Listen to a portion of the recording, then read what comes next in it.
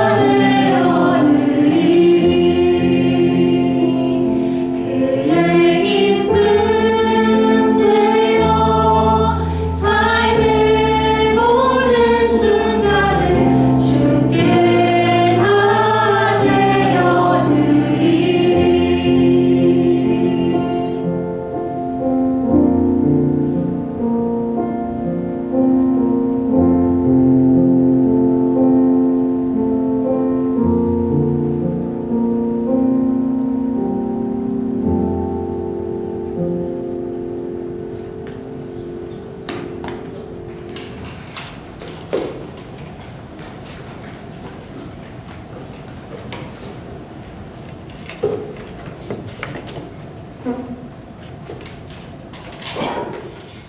기도하겠습니다. 사랑하는 하나님, 천지를 창조하시고 우리를 만드시고 우리를 깊이 사랑하셔서 풍성하고 영원한 삶을 선물로 주시는 하나님을 찬양합니다. 예수님을 저희에게 주셔서 우리의 죄를 씻어주신 것 감사합니다. 성령님을 보내주셔서 우리와 함께 하시고 우리에게 갈 길을 알려주시니 감사합니다. 이렇게 추운 날씨에도 대학교의 구성원들의 건강을 지켜주셔서 같이 예배드리러 오게 하심을 감사드립니다. 추운 날씨에 따뜻한 집과 옷과 예배의 장소를 주셔서 감사합니다. 하나님, 저희의 일주일간의 삶을 돌아보면서 회개합니다. 하나님과 교제를 멀리하고 저희들이 욕심으로 삶을 가득 채웠음을 회개합니다. 육신의 정욕과 안목의 정욕과 인생의 자랑으로 저희의 삶을 채웠음을 회개합니다. 하나님이 내 구세주와 주인이라고 말을 하면서도 삶은 그렇지 않았음을 회개합니다. 하나님을 사랑하여 내 이웃을 내 몸과 같이 사랑하는 삶을 살아내게 하여 주시옵소서. 서울대학교회를 위해서 기도합니다. 서울교회교회 리더들을 위해서 기도합니다.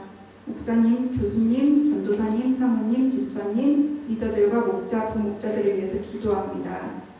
이렇게 교회를 위해서 모든 일에 헌신하고 대학원생들을 사랑하고 양육하고 섬기는 가운데 영육간 강건하게 해주시고 성령 충만하게 하여 주셔서 이 모든 일을 하나님이 주신 지혜로 감당하게 하여 주시옵소서. 서울대학교에 나오지 않는 믿음을 떠난 지체들을 기도합니다. 함께하여 주셔서 하나님 낮은 마음으로 하나님을 찾고 다시 예배드리게 하여 주시옵소서. 또한 새가족과 새신자들을 보내주심에 감사합니다.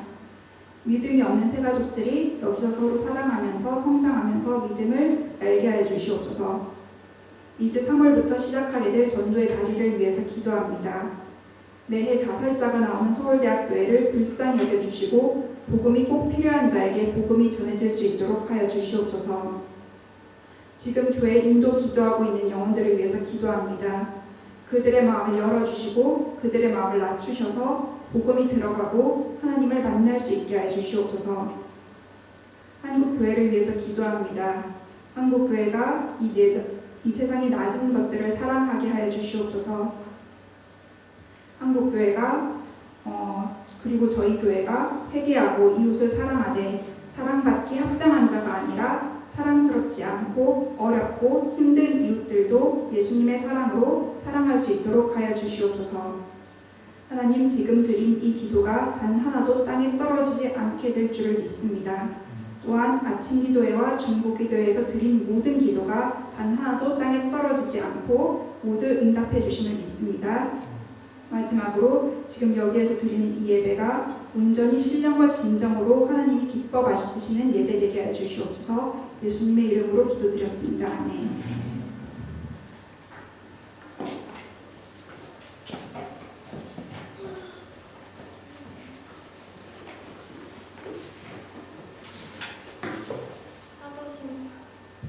사도신경으로 신앙 고백하시겠습니다. 나는 전능하신 아버지 하나님 천지의 창조주를 믿습니다. 나는 그의 일하신 아들 우리 주 예수 그리스도를 믿습니다. 그는 성령을 인도하여 동정녀 마리아에게서 나시고 본디 모욕자에게 고난을 받아 십자가에 못 박혀 죽으시고 장사를 지 사람의 죽는다고 하면서 다시 살아나셨으며 하나님의 아버지와 전능하신 아버지 하나님 우편한 자에게 하셔서 거기로부터 살아있는 자와 죽은 자를 심판하러 오십니다. 나는 성령을 믿으며 거룩한 공교회와 성도의 교제와 죄를 용서하는 것과 몸의 부활과 영생을 믿습니다. 오늘 본문은 누가복음 17장 11절에서 19절 말씀입니다. 성경 봉독하겠습니다. 예수께서 예루살렘으로 가실 때 사마리아와 갈릴리 사이로 지나가시다가 한 마을에 들어가시니 나병 환자 10명이 예수를 만나 멀리 서서 소리 높여 이르되 예수 선생님이여 우리를 불쌍히 여기소서 하거늘 보시고 이르되 가서 제사장들에게 너희 몸을 보이라 하셨더니 그들이 다가가 깨끗함을 받은지라. 그 중에 한 사람이 자기가 나은 것을 보고 큰 소리로 하나님께 영광을 돌리며 돌아와 예수의 발 아래 엎드려 감사하니 그는 사마리아 사람이라. 예수께서 대답하여 이르시되 10사람이 다 깨끗함을 받지 아니하였느냐? 그 9은 어디 있느냐? 이 이방인 외에는 하나님께 영광을 돌리러 돌아온 자가 없느냐 하시고 그에게 이르시되 일어나 가라, 내 믿음이 너를 구원하였느니라 하시더라. 아멘. 다음 순서는 김종석 교수님과 성경공부팀이 준비한 특송 시간을 읽겠습니다.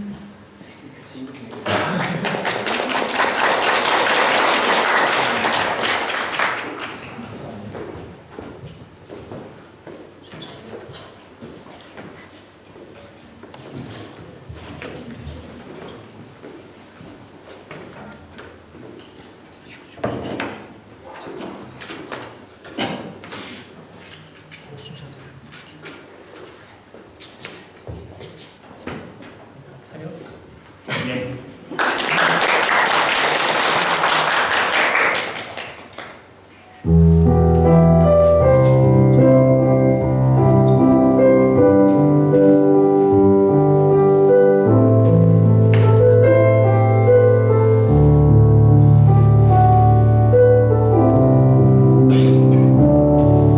어느 날 문득 당신이 찾아온 푸르른 저숲 속에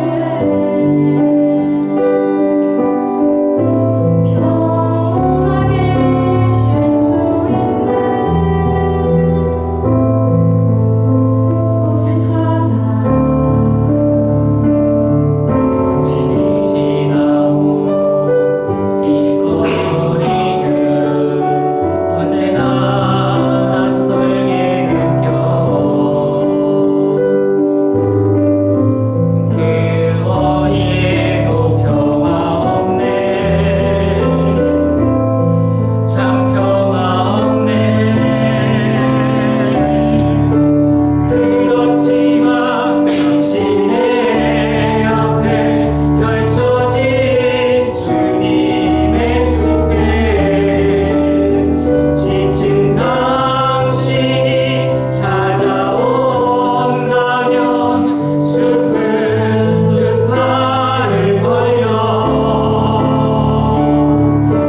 그렇게도 힘들어했던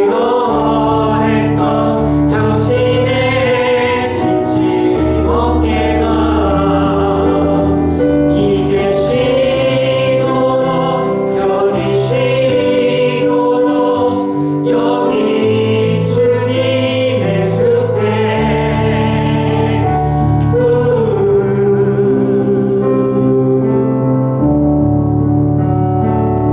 당신이 느꼈던 지난 날의 슬픔의 기억들 생각하고 잊어버리고 또 생각하네. 그렇지만 당신의 앞에 펼쳐진 주님의 숲에 지친 당신이 찾아온다면 숲은 두 팔을 벌려 그렇게도 힘들어했던 당신의 지친 어깨가 이제 쉬도록 편히 쉬도록 여기 주님의 숲에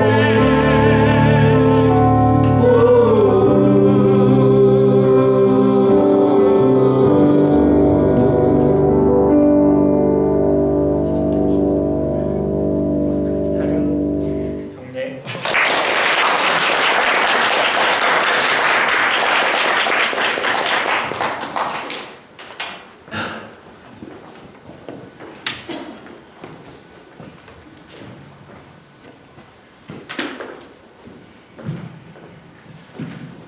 네, 봉헌기도 드리겠습니다. 사랑해 주님 주님, 오늘 이 자리 저희가 예배를 드리고 주님을 높여드리고자 하였습니다. 저희 이 자리에 주님께 드릴 예물을 가지고 나왔습니다. 저희 힘과 저희 마음 받아주시고 주님의 뜻이 이 땅에 이루어지게 하옵소서. 예수님 이름으로 기도드립니다. 아멘. 제가 보통 말씀 전할 때는 준비된 스크립트만 가지고 하는데요. 오늘은 또 얘기 안 할 수 없는 게 처음으로 들은 찬양 있잖아요. 주님의 이거 다들 알고 계신 찬양일까요? 이게 2000년 초반에 이제 많이 유행했던 찬양이에요. 제가 유학생 시절에 외로울 때 굉장히 많이 들었던 찬양이었습니다. 그리고 우연찮게 제가 미국 서부 여행하는 중에 이 찬양 불렀던 사랑이야기라는 팀이 있거든요. 두 형제분인데 그분들과 같이 이렇게 하게 됐어요. 그래서 어느 서부의 어느 조그만한 모텔에서 다들 이렇게 집회를 하는 가운데 사랑이야기 팀에서 즉석에서 노래를 불러주셨습니다. 보통 가수분들이 잘 안 그러시잖아요. 노래 불러주시는데 굉장히 은혜로웠습니다. 예. 그래서 여러분들 사랑이야기가 오래 그렇게 활동하시진 않았던 것 같아요. 그런데 음반을 내셨는데 굉장히 좋은 곡들이 많이 있습니다. 그래서 한번 찾아보시면 좋겠습니다. 형제분들인데 이렇게 화음이 굉장히 좋은 찬양들을 많이 해주십니다. 네, 너무 반가워 보겠습니다. 감사합니다. 제가 이거 그렇게 여행하고 나서 저도 교회 가서 헌금 특송을 했어요. 이 곡을 가지고. 근데 원곡이 굉장히 높거든요. 그래서 끝나고 났더니 자기들끼리 쳐다보면서 이렇게 웃더라고요. 민망했던 기억도 납니다. 네, 참 좋은 곡이었습니다. 감사합니다.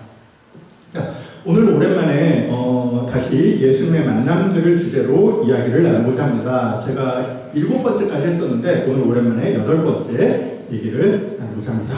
네, 졸업 시즌이죠. 졸업 시즌. 교수 입장에서 이런 졸업 시즌에 자주 생각나는 에피소드가 바로 오늘 읽은 구절에 담긴 나병 환자 10명의 이야기입니다.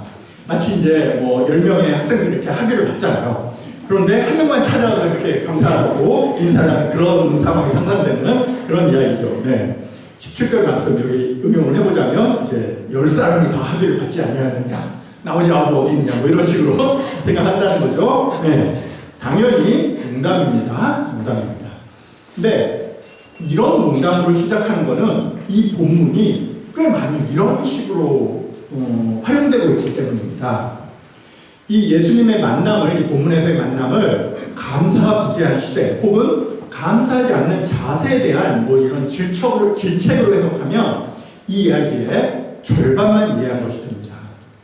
생각해 보십시다. 예수님이라는 분이 10명을 고쳤는데 한 명만 왔다고 9명을 질책할 분일까요? 아니겠죠. 네.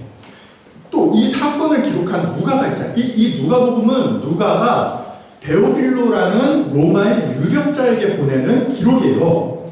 그 데오빌로에게 예수님이 섭섭해하는 모습이나 전달하려고 이 이야기를 복음서에 이렇게 담아놓았을까요? 아마도 아닐 겁니다. 뭔가 있는 거죠. 그래서 오늘은 이 10명의 나병 환자에 대한 이야기를 통해서 율법과 은혜, 형식과 본질, 그리고 문제 해결과 구원이라는 주제에 대해서 다시 생각해 보려고 합니다. 사실은 거꾸로 이런 주제들을 통해서 이 10명의 나병 환자의 이야기를 보다 풍부하게 이해해 보고자 합니다. 이 이야기가 감사를 잊은 배은망덕한 이들에 대한 종교적인 질책이나 혹은 감사를 표하러 온 그 사마리아인에 대한 목회적 상찬이 아니라 은혜의 본질을 보여주는 사건임을 강조할 것입니다. 그러니까 늘 주인공은 예수예요. 네. 여기까지만 말해도 이미 오늘 무슨 이야기 하려는 것인지 딱 이렇게 이해가 되는 분들도 있을 것 같습니다. 그럼 시작해 보겠습니다. 우선 사건의 배경부터 이야기를 해야 합니다. 이 사건의 시간적 배경은 이제 예수님께서 공생애를 마치실 즈음이에요. 3년간의 공생애를 마치실 즈음에 이제 갈릴리에서 예루살렘으로 향하는 그 마지막 여정입니다. 그러니까 얼마 후면 이제 예루살렘에서 십자가에 달려서 죽을 것임을 알고 계셨던 거죠. 이제 인류 구원의 역사가 근본적으로 뒤바뀔 시간이 오기 직전입니다. 뭐죠? 네. 바로 율법을 넘어서 전적인 은혜로 하나님과의 관계가 재정립되는 역사적 시간인 것입니다. 예수님에게도, 그리고 인류에게도, 그리고 하나님에게도 하루하루 사건이 중요한 때입니다. 그리고 공간적으로는 11절에 있듯이 사마리아와 갈릴리 사이입니다. 이게 갈릴리가 북쪽에 있죠. 예루살렘이 남쪽에 있습니다. 갈릴리에서 예루살렘으로 가려면 중간에 있는 사마리아를 지나거나 아니면 아예 요단강 건너서 요단강 동편의 베레아 지역으로 이렇게 멀리 돌아서 갑니다. 당시 유대인들이 사마리아를 멸시했잖아요. 이렇게 혼혈을 냈다, 섞였다, 그리고 뭐 율법을 안 지킨다고 해가지고 사마리아를 멸시해서 굳이 이렇게 요단강까지 건너서 베레아 지역으로 돌아가야 했다는 사실은 여러분도 잘 알고 계실 겁니다. 갈릴리, 예수님께 출발하신 갈릴리는 또 어떻습니까? 사마리아와 유사하게 이게 순혈주의 관점에서 보면 경시되었던 곳이고 거기 또 땅이 비옥했대요. 그래서 수탈이 많이 이루어졌던 곳입니다. 그러다 보니까 열심당, 로마에 저항하는 열심당의 본거지가 되기도 했던 곳입니다. 그리고 하나님은 이 갈릴리를 예수님의 사역의 시발점으로 삼은 그런 지역입니다. 이 10명의 나병 환자 사건은 바로 이런 변방이자 변화의 시작점인 갈릴리, 그리고 유대인들이 그 땅의 흙을 밟기도 싫어했던 그 사마리아, 심지어 이 둘 사이에 벌어진 사건입니다. 여러분, 이 사이라는 말 있잖아요. 사이 혹은 경계. 이 사이 혹은 경계라는 공간은 단순히 우리가 지금 딱 떠올리신 무슨 지름길이나 통로 이런 시각적 이미지를 넣어서 깊은 영적인 함의를 품고 있습니다.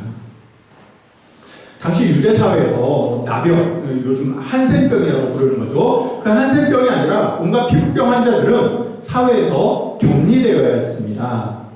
레위기 13장 45절 46절에 보면 율법은 나병 환자를 부정환자라고 규정합니다. 이렇게 되면 이제 이 사람들은 옷을 찢고 머리를 풀고 윗입술을 가리고 이렇게 스스로 부정하다라고 소리쳐서 다른 사람들의 접근을 막아야 했습니다. 그리고 진영 밖에서 혼자 살아야 했습니다. 그러니까 코로나19처럼 이제 자가격리를 해야 했던 거죠. 이렇게 되니까 뭐 주류 사회는 고사하고 그냥 사람들이 이렇게 사는 마을에서조차 이들이 머물 곳이 없었습니다. 마을로부터 이렇게 벗어나 있어야 했던 거죠. 뭐 이제 전승에 따르자면 최소한 50m 이상 이렇게 벗어나 있어야 했었습니다. 왜 혼자 살아야 하는 나병 환자가 10명이나 이 사이 여기 있었을까요? 바로 이 사이 혹은 경계관이 이들에게 허락된 사회적 공간이었기 때문입니다. 그리고 10명 모여 있었지만 결국 혼자나 다름 없었습니다. 아무도 가려하지 않는 곳, 소외된 지역에서도 소외된 곳, 이들은 그곳으로 또 쫓겨났고 아무도 관심이 없었기에 오히려 그곳에서 안전감을 찾았습니다.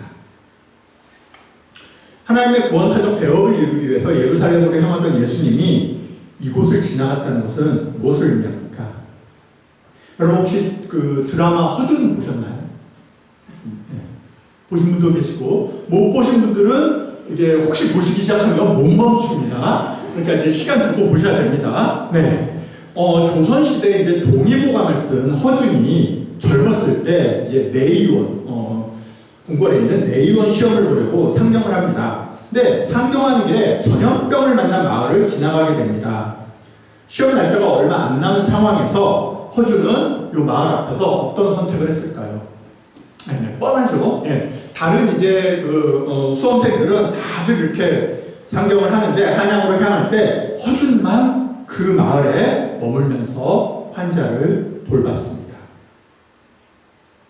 이렇게 말하니까 선한 사마리아인의 비유도 떠오르죠. 예.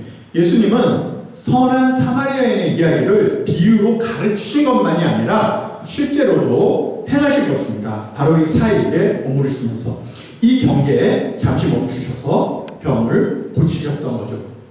또 더 극적인 건 뭔가요? 네. 10명의 나병 환자 중에 사마리아인이 섞여 있었고 오직 그 사마리아인만이 감사를 표하기 위해서 예수님께 돌아왔다는 점입니다.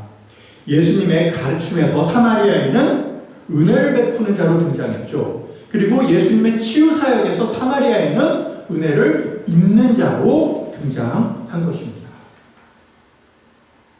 여러분, 우리가 만일 지하교회에서 성경을 모르는 채로 오직 이 에피소드, 누가복음 17장이 적혀있는 그거 한 페이지만 이렇게 가지고 있다고 했을 때 이걸 계속 묵상하다 보면 우리는 예수님의 구원 사역의 본질을 이 에피소드만으로도 충분히 이해할 수 있었을 것입니다. 예수님께서 이렇게 예루살렘으로 가시는 길에 굳이 갈릴리와 사마리아 사이를 지나가시고 거기서 사회적으로 추방된 10명의 나병 환자를 고치신 사건이 바로 예수님의 가르침과 실천의 핵심인 거죠. 예수님 개인으로 보면 말씀과 행동이 일치했고 가르침은 사상에 머문 것이 아니라 사람들의 삶을 바꾸는 실제적인 결과를 낳았습니다. 그리고 이런 일들이 벌어지는 무대는 중앙이 아니라 변방이었습니다. 게다가 예수님의 구원을 직접 선포해 주신 건 사마리아인이었습니다. 우리가 이렇게 여러분들 그 신의 악단 그런 거 많이들 보셨던 것 같은데요. 우리가 이렇게 몰래 예배를 드려야 하는 상황이라면 우리를 과연 누구와 동일시하겠습니까? 오늘 이 이야기에서 예수님이 사마리아와 그 사람들을 다루는 모습에서 나도 사마리아인 되고 싶다. 이렇게 생각하지 않겠습니까? 나아가서 이 이야기는 99마리 양을 두고 잃어버린 한 마리 양을 찾아가는 목자 이야기. 나아가서 백부장이나 고넬료 같은 이방인에게 복음의 빛이 비추는 이야기들과 일맥상통하는 복음의 핵심입니다. 뭐 말하다 보니까 뭐 그냥 결론까지 다 달려버렸네요. 예, 설교의 짠새보다는 메시지가 중요하다라는 점에서 그냥 수정하지 않고 여기까지 달려봤습니다. 아직 끝나지 않았어요. 자, 이제 깨끗함을 입고 예수님께 오지 않은 9명을 생각해 봅시다. 이 9명을 이해하는 것은 곧 지금 우리 자신을 이해하는 일입니다. 저만 그럴지도 모르겠는데 제가 무식적으로 우리라 그랬어요. 이렇게 물귀신작전 쓰듯이 너네가 다 똑같이 뭐 그런 건 아닙니다. 네. 9이라는 숫자는 이렇다고 생각해요. 그만큼 확률적으로 우리는 이 9에 속할 확률이 높다는 그런 의미 아닐까 싶습니다. 여러분들, 신학적으로 볼 때 이 9명에게는 결정적인 잘못이 없어요. 그 말은 17, 18절 예수님의 말씀을 이들에 대한 책망으로 해석할 일이 아니라는 것입니다. 다만 이들은 그냥 예수님 보실 때 안타까울 따름이에요. 그래서 17절, 18절은 예수님의 탄식으로 읽으면 보다 적절합니다. 자, 그럼 이 9명은 왜 잘못이 없다고 할 수 있는 걸까요? 감사 인사도 안 하고 가버린 사람들입니다 말이죠. 결정적인 해석은 이겁니다. 여러분 보세요. 이들은 믿음이 있었어요. 예수님 말씀에 가서 제사장에게 보이라. 제사장에게 갈 수가 없는 몸이에요. 근데 가서 제사장에게 보이라 할까? 갔어요. 그리고 율법을 충실히 따랐습니다. 나병 환자가 병이 나았다고 판단이 되었을 때 따라야 할 절차가 있거든요. 그 절차를 따르러 갔다는 것입니다. 여러분 13절 보시면은 이들은 예수님을 예수 선생님이라고 불렀습니다. 여기서 선생님이란 표현은 뭐 이렇게 우리가 아는 그 랍비, 지식이 많은 랍비가 아니라 능력자, 권위자를 의미하는 에피스타타, 영어로는 마스터입니다. 마스터. 예수님의 권능을 이미 믿은 거죠. 성경에 나오는 많은 사람들처럼 예수님의 권능을 믿은 겁니다. 이들은 믿음이 있는 이들이었어요. 그리고 사람들에게 손가락질 받은 것을 각오하고 멀리서 이렇게 소리를 질러서 예수님을 불렀습니다. 아까 50m는 떨어져 있어야 된다고 그랬죠. 그게 들리려면 얼마나 크게 소리를 질렀겠어요? 네, 그렇게 예수님을 불렀습니다. 네. 이 지점도 중요한 거죠, 여러분. 이들은 병 고침을 받기 위해서 예수님께 다가가지 않았어요. 그러면 안 되는 거니까, 율법상. 그래서 멀리서 소리를 질렀던 거죠. 코로나19 때 사회적 거리두기가 아직 그때도 시행되고 있던 그런 셈이죠. 이들은 이 거리를 지켰습니다. 오로지 목소리만으로 예수님께 호소했습니다. 그러니까 믿음과 율법 준수가 이런 식으로 이들의 마음 안에 함께하고 있었어요. 나아가서 이들은 예수님의 명령을 문자적으로나마 충실시켰습니다. 14절에서 예수님은 이들에게 가서, 가라 그랬죠? 가서 제사장에게 너희 몸을 보이라 라고 말씀하셨어요. 그러자 이들은 아직 몸이 낫기도 전이었겠죠. 몸이 낫기도 전에 제사장들을 향해 일단 나아갔습니다. 가다가 깨끗해진 거죠. 14절에 보면. 네. 여러분, 이 순간 어떻게 해야 할까요? 여러분이라면 어떻게 하시겠어요? 레위기 14장에 보면 율법에 피부 상태가 호전된 사람은 바로 제사장에 가서 그 몸을 보이고 정결해졌다는 선언을 받아야 했습니다. 코로나19 음성 판정을 받아야 되는 거죠. 예. 그래야 이제 격리가 해제됩니다. 뭐 이후로도 그렇게 제물을 드려야 되고 복잡한 절차가 있어요. 그 절차를 다 마쳐야 그때부터 비로소 다시 공동체의 일원이 될 수 있습니다. 여러분, 이런 상황에서 이들이 제사장에게 계속한 것은 예수님의 형식적인 명령이기도 했고 당시의 율법이기도 했습니다. 아마 이들은 제사장에게 자기 몸을 보이고 음성 판정을 받고 나서 합법적으로 예수님을 다시 찾아갈 생각이었을지도 몰라요. 그렇죠? 우리도 그렇잖아요. 뭐 보통 언제든 우리를 반겨줄 그런 고마운 분들에게 꼭 뭔가를 이루고 나서 찾아뵈려고 하잖아요. 네, 준비가 됐을 때 찾아뵈려고 하는 거죠. 이들의 마음도 그랬을지 모릅니다. 피부가 나았다고 해서 바로 가서 인사한답시고 예수님께 자칫 신뢰를 할 게 아니라 제사장에서 확실하게 이렇게 음성 판정서를 받아가지고 상황이 완결된 때에 예수님을 뵈면 딱 좋은 거죠. 자, 여기까지는 이 9명의 행동을 긍정적으로 본 겁니다. 하지만 당연히 부정적 해석도 있습니다. 문제는 뭐예요? 이들에게 기회가 없었을지도 모른다는 겁니다. 예수님은 예루살렘으로 가던 중이셨습니다. 또한 이들의 행동을 더 부정적으로 해석해 보자면 우리가 의심하는 바로 그것입니다.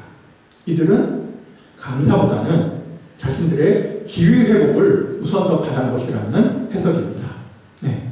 잠깐 돌아와서 예수님께 먼저 감사를 표하고 갈 수도 있었을 겁니다. 하지만 이들은 바로 제사장에게 갔습니다. 그것은 한편으로는 율법을 따르면서도 다른 한편으로는 자신들의 필요를 충족할 수 있는 일석이조의 길이었습니다. 그러니까 이 길을 선택하지 않을 이유가 별로 없는 거예요. 거 가고 있는 동안에는.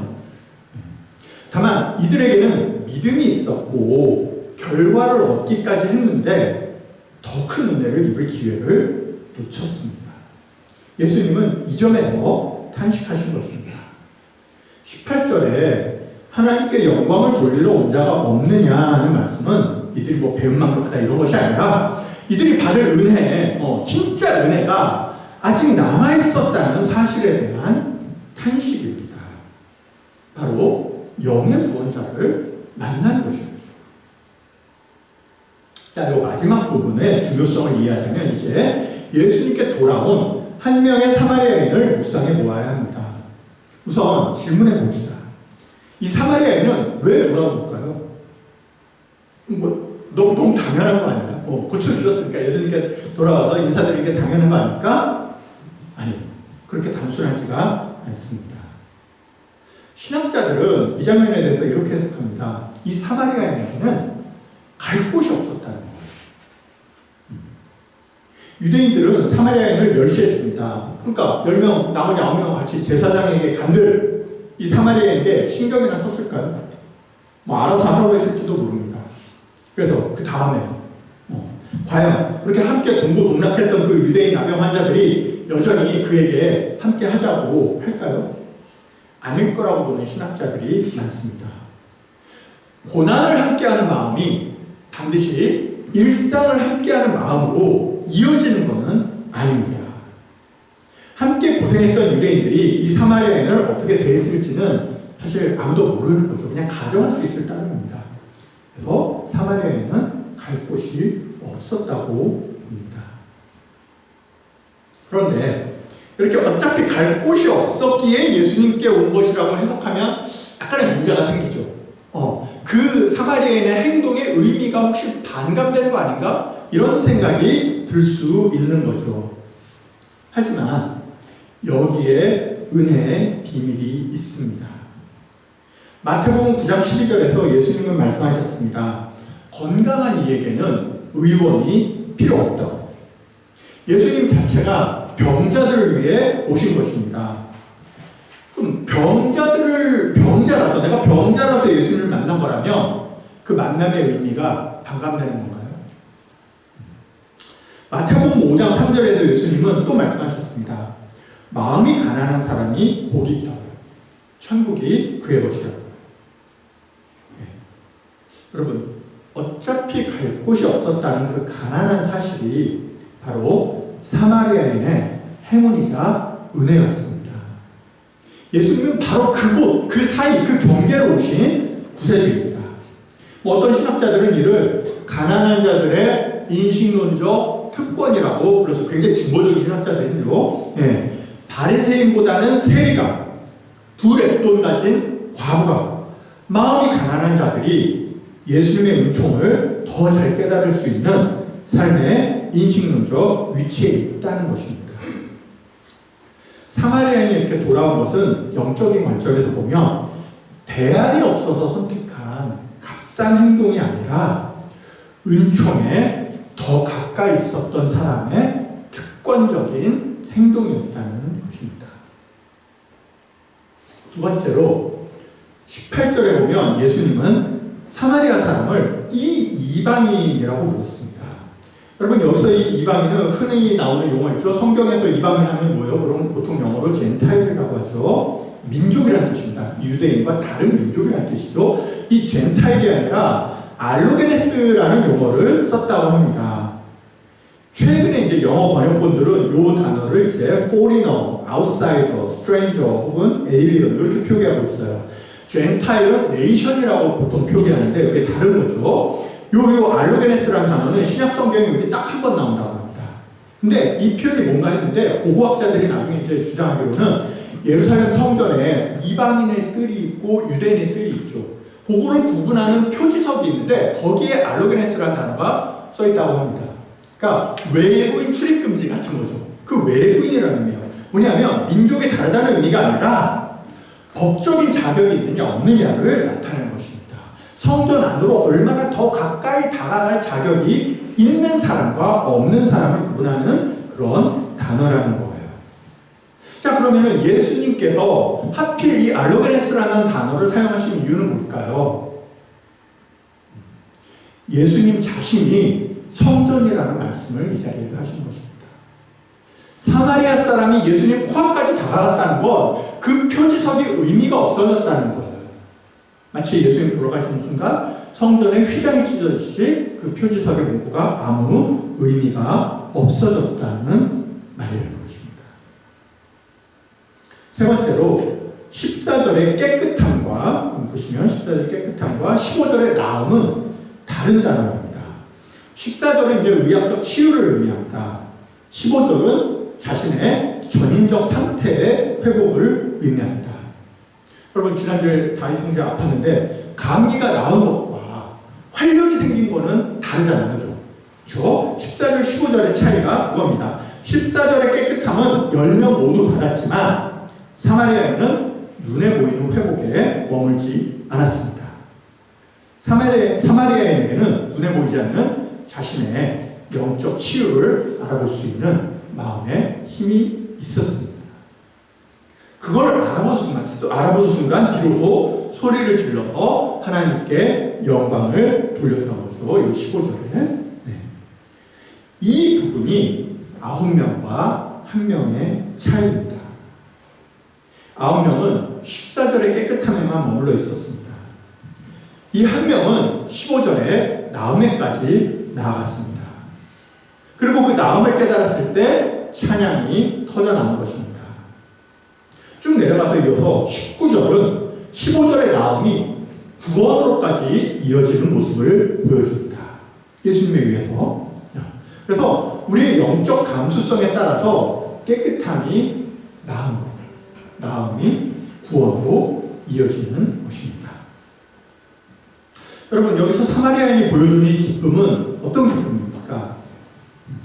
자신들이 그토록 중요시했던 나병 환자가 되어서 공동체에서 쫓겨나고서도 철석같이 지켰던 그 율법마저도 후순위에 두고 예수님께 달려가게 만든 기쁨입니다. 형식이 아니라 본질로 직행하게 만들어주는 그런 힘을 주는 기쁨입니다. 그러면 우리 삶을 돌아봅시다. 우리는 과연 주어진 질서마저도 부차적인 것으로 여기고 오로지 본질만을 좇은 적이 있을까요? 앞으로는 있을까요? 이거는 결심으로 되는 문제가 아니고 우리 자신을 질책할 필요가 없습니다. 이건 결심으로 되는 문제가 아니고 은혜입니다. 우리에게 일방적으로 찾아오는 기회인 거예요. 사마리아인이 뭐 특별하다고 15절에 나음에 이르는 은혜를 그분에게만 주셨겠어요.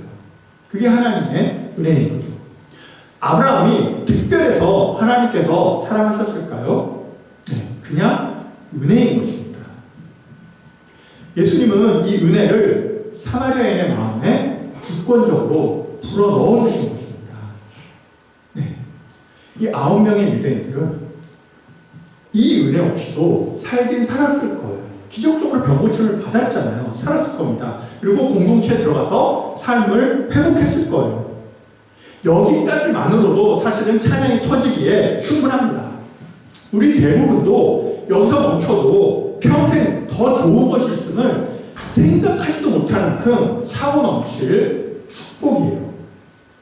하지만 사마리아인이 경험한 은혜는 달랐습니다. 마지막으로 예수님도 보면은 멋지세요. 16절에 보면 사마리아인이 제사장에게 자기 몸을 보이기도 전에 그냥 예수님 발 앞에 엎드리잖아요. 엄밀히 따지면 율법을 어긴 거예요. 사람에게 그렇게 가까이 다가갈 자격이 없는 거죠. 접근하면 안 되는데 절차를 취한 겁니다. 이렇게 되면 예수님까지 부정하고 공격받을 수 있어요. 그런데 예수님 뭐라 하십니까? 너 제사장에게 다녀왔냐? 다녀올 시간이 아닌 것 같은데? 이렇게 말씀하지 않으셨어요. 대신 예수님은 나머지 9사람은 어디 있어? 9사람을 언급하시면서 이 한 사람의 행동이, 너의 행동이 얼마나 특별한 것인지를 넌지시 이 사마리아인에게 알려주십니다. 9사람은 어디 있느냐 하는 탄식이기도 하지만 저는 사마리아인에 대한 칭찬이라고도 생각을 합니다. 그리고 예수님은 한 걸음 더 나아가십니다. 19절에서 말씀하시죠. 가라. 내 믿음이 너를 구원하였느니라. 아니죠. 예수님이 구원하신 거죠. 그런데 예수님은 네 믿음이라고 굳이 말씀하심으로써 또 그를 격려하십니다. 누구나 알죠. 사마리아인도 알았을 겁니다. 자기 믿음이 자기를 구원하는 건 아니라는 거예요. 누가 스스로를 구원하겠어요? 그냥 예수님의 그 마음, 그거를 느낀 것으로 충분합니다. 이제 말씀을 마무리합니다. 여러분, 오늘 읽은 누가복음 17장 10명의 나병 환자 이야기는 이렇게 보면 너무도 아름답고 압축적인 구원의 이야기입니다. 오늘 나눈 메시지를 다시 요약할 필요는 없을 것 같습니다. 그리고 보통 설교의 마지막은 교훈과 적용 이런 걸로 끝내지만은 오늘은 그러고 싶지 않습니다. 9명과 1명을 비교하면 자꾸 우리 자신을 혹은 누군가를 괜시리 질책하게 됩니다. 그러지 말고요. 이 구절의 주인공은 10명의 나병 환자가 아니라 예수님입니다. 나머지는 조연이에요. 그냥 이 시간 잠시 예수님만을 생각해 봅시다. 14절의 깨끗함을 이미 우리에게 주신 예수님, 그리고 내가 과연 15절의 나음에까지 나아가는 그런 삶을 살고 있는지, 나에게는 참을 수 없는 찬양이 터지고 있는지 한번 생각해 봅시다. 그리고 네 믿음이 너를 구원하였다라고 이렇게 말씀해 주시는 예수님의 사랑이 주는 기쁨 안에 살고 있는지 생각해 봅시다. 그리고 고백해 보십시다. 예수님 사랑해요. 당신이 나의 전부입니다.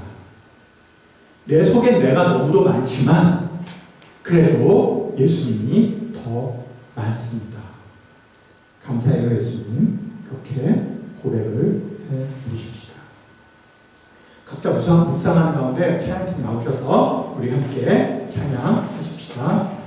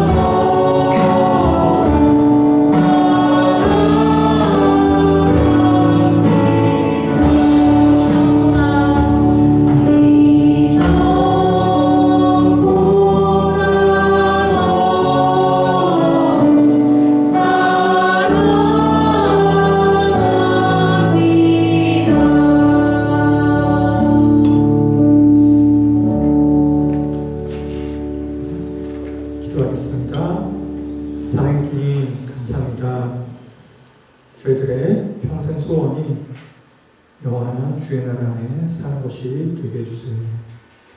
율법도 중요하고 질서도 중요한 줄 압니다. 하지만 은혜가 가장 중요하다는 것을 깨닫게 해주세요. 형식이 아닌 본질을 알게 하시어 성전에 들어갈 자격이 없는 이방인인 저희들이 주님 앞으로 나아갈 수 있는 용기를, 주체할 수 없는 기쁨을 허락해 주세요. 사랑합니다, 주님. 예수님 이름으로 기도합니다. 아멘. 바로 이어서 광고 말씀 드리겠습니다. 오늘 저기 방동현 목사님께서 갑작스럽게 복통이 생기셔서 예배에 못 오셨습니다. 다 같이 기도를 부탁드리고요. 그래서 오늘은 끝나고 주기도문을 다 함께 외움으로써 예배를 마무리하도록 하겠습니다. 2월에 이제 우리 리트릿이 진행이 됩니다. 영상이 마련되어 있는데 한번 화면이 있습니다. PPT 참고하시고 여기 보시면 예. 부럽습니다. 네. 이거 맛있을 것 같고 그렇습니다. 네. 자, 2월 28일 토요일 아침부터 출발해서 3월 2일 주일 오전까지 강화도에서 일정을 소화하고 올 예정입니다. 그리고 이제 저녁 집회 말씀 인도자는 오전 예배 섬기고 계시는 박동열 교수님이 섬겨주시겠습니다. 순서 여기 PPT에 있고 저희 단톡 방에도 올렸으니까 보시고 기도해 주시면 좋겠습니다. 네. 그리고 저희는 이제 돌아와서 이 자리에서 주일 예배를 드리게 되겠습니다. 자, 모임 안내 드립니다. 큐티 모임이 이제 방학 중에 있어요. 그리고 3월 초에 이제 개강을 하면 다시 재개될 예정입니다. 우리 오늘 허인정 자매님 처음으로 이제 찬양도 시작했습니다. 우리 앞으로 윤정 자매님 또 턴이 계속 돌아올 텐데 앞으로도 은혜를 위해서 많은 기도 부탁드립니다. 네. 함께 노력해요. 여러분들 잊지 말아주시기 바랍니다. 감사합니다.